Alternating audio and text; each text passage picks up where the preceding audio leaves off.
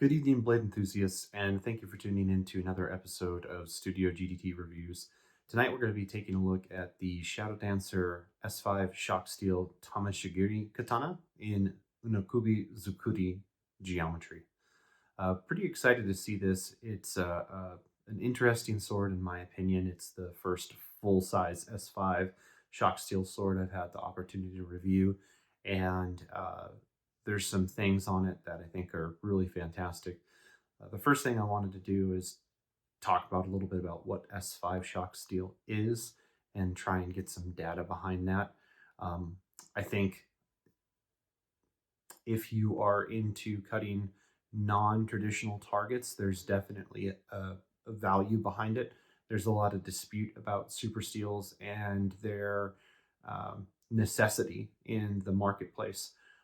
I would say if people didn't want them or people didn't purchase them, manufacturers wouldn't make them, right? You're not going to make something that people don't want. So there's obviously a desire for it out there. And there's plenty of people that cut targets that are harder than tatami or pool noodles or um, wet bamboo. So I think depending on what your usage is for, S5 might be a good choice for you.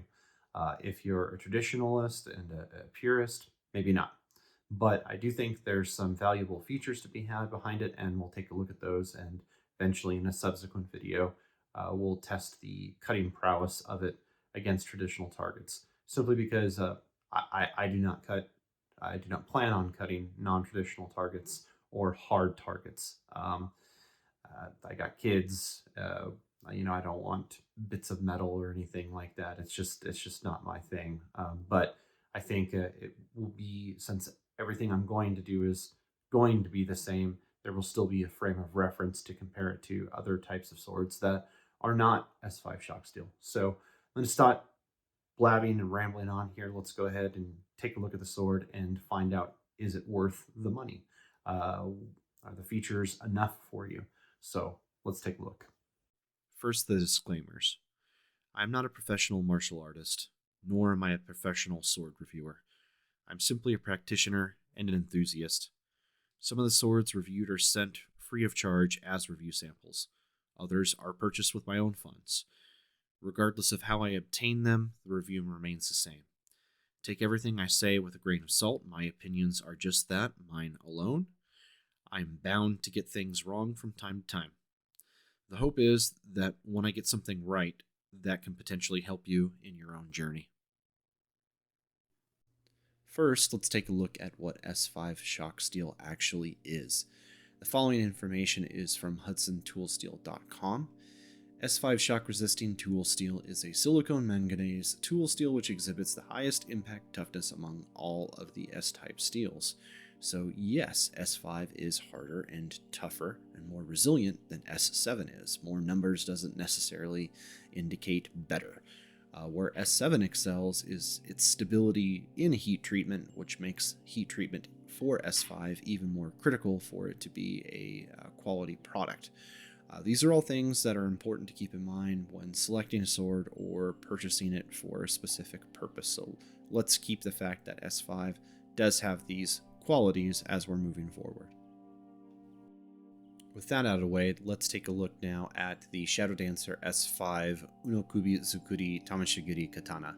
So at $730, you are paying for that S5 tool steel. That's really where the majority of the cost is coming in on this compared to other swords that they offer.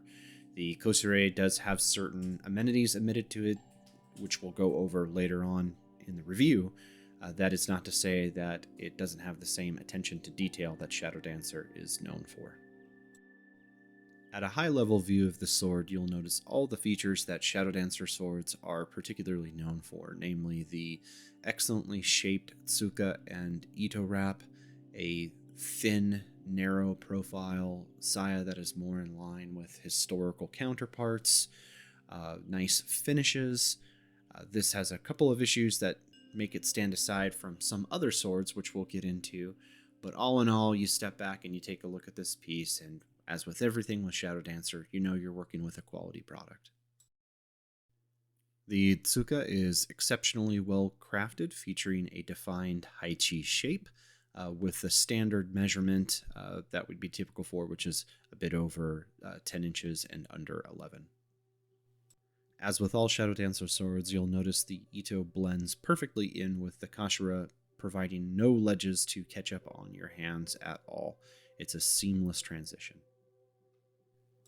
Talking about the Kashira, you'll notice a high-quality blackened brass piece that features a chrysanthemum theme mixed with either water or wind. I'm not entirely sure what the motif is to be. I believe it's water. Either way, it is a high-quality fitting.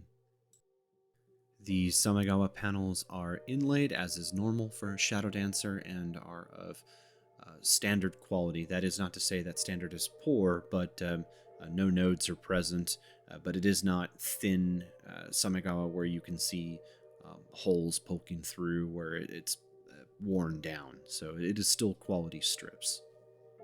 The first thing that you'll see where the Kosher is different from swords that are at a lower price point that ShadowDancer offers is that this does not feature Hishigami at all. So there is some movement with the Ito. It is not as bad as it could be for having 0 Hishigami. I've seen some Hishigami where it has about the same level of movement, but that is one thing that is a little bit different. Paying more for the steel, a little bit less. That being said, it is still Japanese cotton, so it feels fantastic in the hand.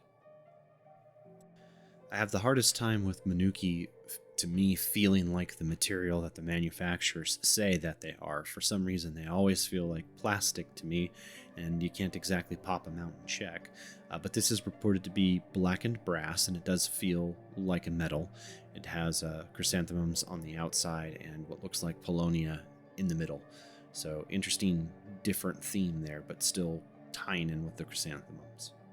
The Fuchi is just as flush as the Kashira is, and there's just no transitions to speak of here. I really think that they've got this down to an art, and I think they've probably got the best Tsuka on the market, not to mention upgrade options.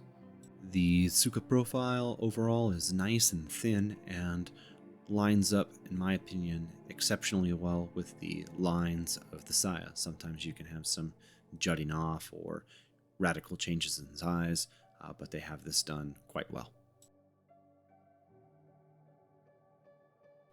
I hope you like chrysanthemums, because we've got more chrysanthemums. It features a very, very tasteful iron tsuba that has cutout work on it. They did a very good job of taking any burrs off of any edges, so even though this is heavily open work, I didn't really feel like it was going to rub against the knuckles or anything like that in some of the training that I did with it. So I appreciated that, because open tsuba work can be quite beautiful, but it also can be a meat grinder. So I was really appreciative that they took the time to just kind of, I don't know if they rolled it around in tumbling media or how they did it, but they did a great job. Looking at the saya, we can see that it is still carved exceptionally well and fits exceptionally well, but some concessions were made to keep the cost down to offset the cost of the S5. So we don't have any buffalo horn parts here. We don't have a buffalo horn karigata. The shirodome were not pressed into it like they typically are with their horn parts. It's just got a standard heavy-duty synthetic silk sageo and non-buffalo horn kojiri. So it still looks good because they've got great paint on it and a great lacquer, but they pulled some of the cost out of it in those parts that were mentioned. Now, something wicked this way comes. Everybody's favorite part here, the slicey dicey end. Even though this sword does not feature a hamon because it is through hardened, it is absolutely gorgeous. The polish work on it is impeccable, and the lines are to die for. So let's take a deep dive here and take a look at the Unokubi-Zukuri geometry and everything that makes it special. The blade is held snugly in place by a gorgeous brass habaki. ShadowDancer uses very beefy habakis that are of extremely high quality. They fit very well around the sides of the blade. They fit into the saya very well. My only I don't really know if I would call it a complaint or a suggestion. It's primarily from an aesthetic standpoint, but the top where the mune is, you can see they give themselves a little bit of room, maybe to use those habaki with wider swords, because you can see it stands off from the mune quite a bit. So I would maybe do some filing work on it, if it were me. But again, that's just going to increase the cost of the whole thing. So you got to kind of pick and choose your battles, I suppose. Everything else fits so nice, and it doesn't have the gaps around the sides of the blade, so I would be happy with it the way that it is. The alignment of everything was top notch too. No issues whatsoever from blade to habaki to seppa to suba to fuji to suka. Everything was great. You have no difficult how hard it is to film this thing in natural sunlight. I mean, it's almost like chrome, but the lines are spectacular, and there's a lot to look at even though there's no hamon. So, talking about the lines and just the overall shape, the sugata, let's take a look at it. The blade flats are indeed just nice and flat and smooth. Now, the back side of that cormorant's neck, the kanmuri area, the drop down, there are some ripples in it. I have another Unokubi-Zukuri from another manufacturer that features the same ripples, so I don't know if that's just kind of par for the course with this style of geometry, or if it's something that could be more thoroughly controlled. I haven't seen an antique to be able to compare it to, and I only have these two examples to look at, which, funnily enough, are both through hardened. So again, my data set is limited. But you can see the shape is nice and elegant with a beautiful taper toward the Kasaki area, and it's just a gorgeous looking sword to behold. It's both beautiful and sinister at the same time, and again with a polish that almost comes across like chrome plating. I mean, this thing is it's very, very blingy. So if you like bling, I think you're going to find a good sword in this one.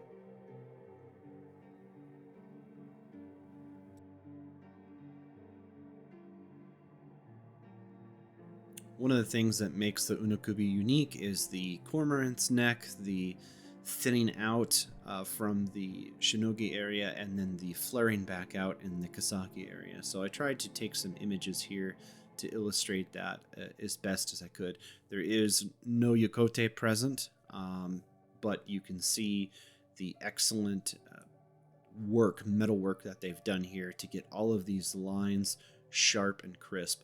What I really liked is you can see the naginatahi termination matching up well with the drop area, the kanmuri area, and they're directly in alignment with each other. That's not easy to do. So I think they did an absolutely fantastic job with that he and then the transition. In my opinion, it's not easy to make through hardened blades attractive. There's just typically not a lot going on, but they controlled the shape and the lines so well on this, along with the polishing work, that this is a very attractive sword. Would I like it a little bit more with a hamon? Sure. But I still think that even in its condition and the hardness and the toughness that it offers, right? The fact that it should be very resistant to scratches and bending should make this a fantastic heavy target sword. Something that looks extremely attractive, but is going to keep its edge nice and sharp. It's going to keep its polish in place. I mean, what more could you ask for a hard target cutter? So hopefully, if you have an interest in cutting hard targets, this would be something that would be right up your alley. By the way, this thing is extremely loud.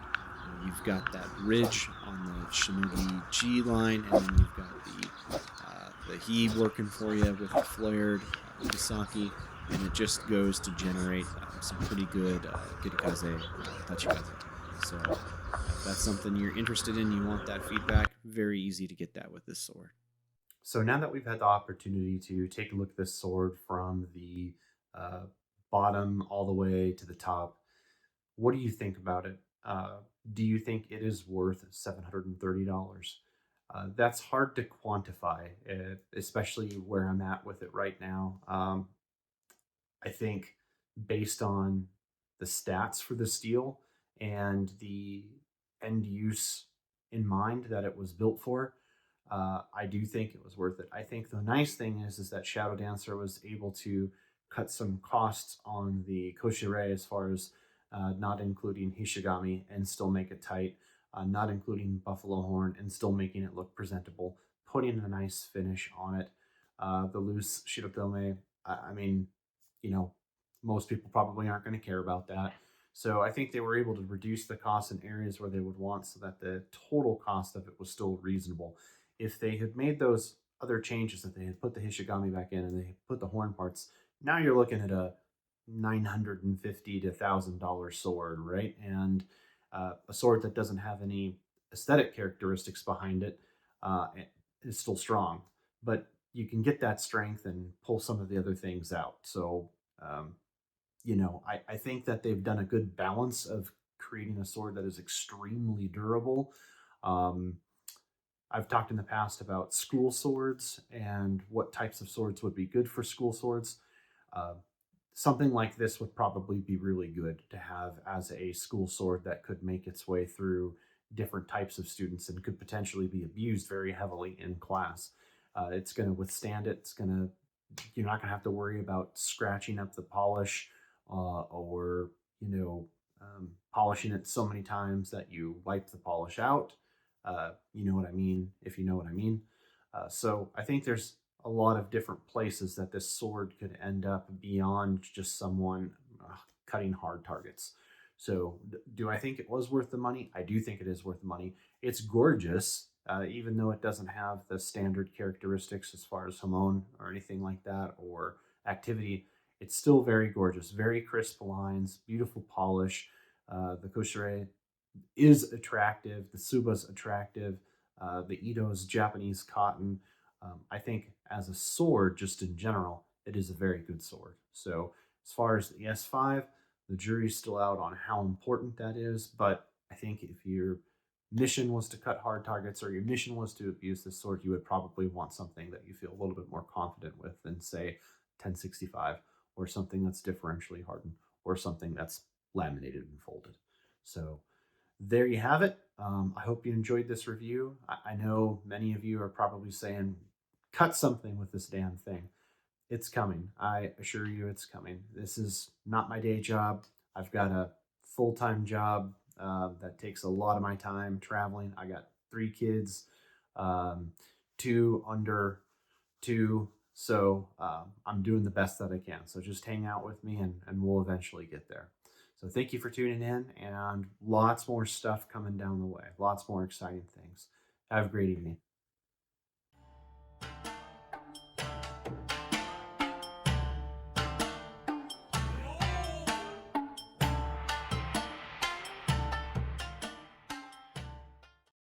Studio GDT reviews are made possible by the following sponsors: